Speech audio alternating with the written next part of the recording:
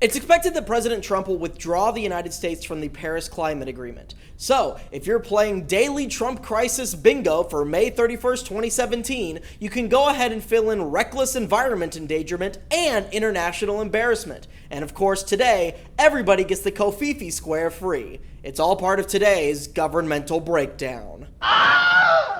What happened? After getting back from his wacky international adventures, President Trump decided he would inject some drama into the interminable reality show that is the miserable American existence, and announced that he would soon decide whether he was going to fire the climate. Reports are now indicating that the U.S. will withdraw from the Paris Climate Agreement, which seeks to decrease greenhouse gas emissions over the next couple of decades, and was just ratified back in November with 195 signatories, soon to be 194. Does this matter? Yeah, it really does. Now, the UN has a reputation for having these largely unenforceable symbolic agreements, but that's why withdrawing is so egregious. It's so easy just to sign it, ratify it, and then do the exact opposite of what the agreement says. Sort of like those academic integrity agreements you have to sign in high school, except with fewer consequences. Side note, do you think Trump would be one of those kids who copies someone else's signature on the academic integrity document? I pledge that all of the above work is my own, Ted Levine. Just about everybody else has signed this agreement, including Burkina Faso, Azerbaijan, and North Korea.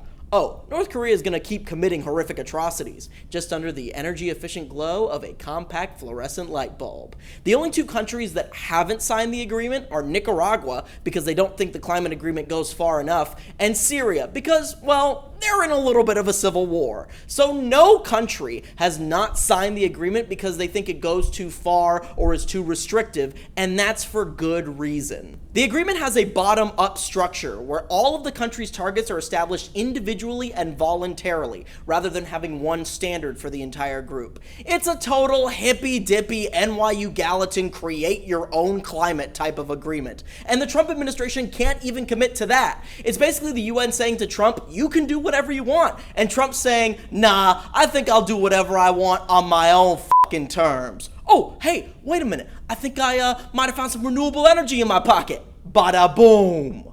So, what will happen next? I know I've been emphasizing the symbolic nature of this agreement, but there are some real devastating consequences that could occur when the United States backs out.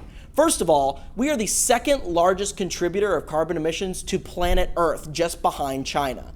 So by simply reneging on our current voluntary, self-imposed emission targets, we could end up contributing an additional 3 billion tons of CO2 to the environment each year. Additionally, the United States has committed billions of dollars to the Green Climate Fund. Without our assistance, many developing countries, including India, the third largest polluter on planet Earth, could be inclined to bounce, which could lead to the whole agreement falling apart. Finally, could this get turned around? Not so long as the Republicans are dictating policy, and they currently control the presidency, the House, the Senate, pretty much the Supreme Court, the governorships, the state legislatures, and like 5 out of the 7 Horcruxes. What do the Democrats have?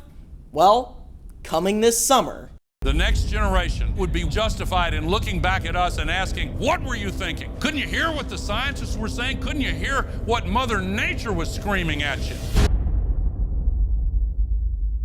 You know what? After the 2016 election, Democrats could use a fresh face.